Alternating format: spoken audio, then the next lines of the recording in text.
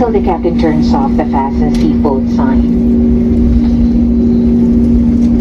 Please check your surroundings to ensure you do not leave any of your personal belongings behind. Be cautious when opening the overhead bins as heavy items may have moved during the flight. Mangyari po lamang na manatiling nakaupo at hintayong matanggal ang ilaw sa fasten seatbelt sign bago po tumayo para kunin ang inyong mga kagamitan. Nais rin namin ipaalam sa inyo na ang paggamit ng mga palikuran sa mga sandaling ito ay mahigpit na ipinagbabawal.